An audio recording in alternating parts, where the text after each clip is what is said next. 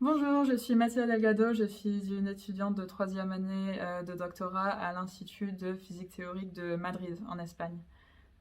C'est un grand institut dévoué à la recherche en physique des hautes énergies et en information quantique.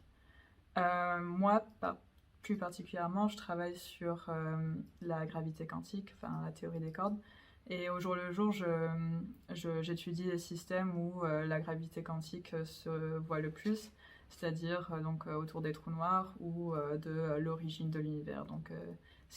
Quoi exactement s'est passé au moment du Big Bang. J'ai fait ma licence à Toulouse en parcours spécial physique. Et ensuite, j'ai fait mon master, la première année à Paris, à l'école polytechnique, et la deuxième année à Zurich, à l'ETH, pour le master de physique des hautes énergies.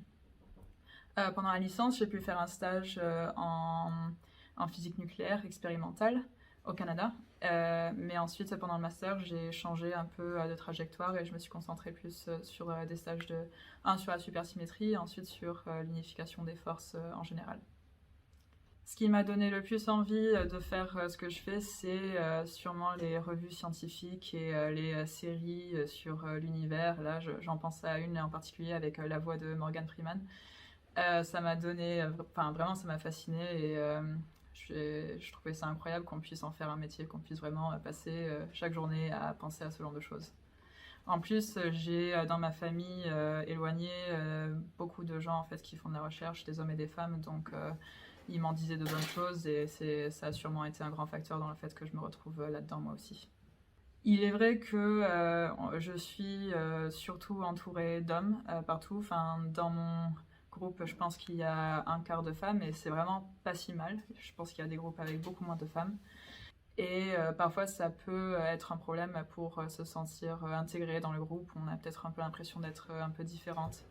Mais mine de rien, je pense que j'ai eu beaucoup de chance dans ce domaine. J'attribue vraiment le fait que je sois là aujourd'hui 50% à mon travail et 50% à un groupe de gens, de femmes, mais surtout d'hommes qui ont su me montrer droit chemin et me donner plein d'opportunités qui m'ont aidé à venir jusqu'ici. Ce qui me donne envie de continuer dans la recherche, c'est d'ailleurs ce grand groupe de personnes qui, je sens, sont là pour me soutenir et qui me poussent vers l'avant.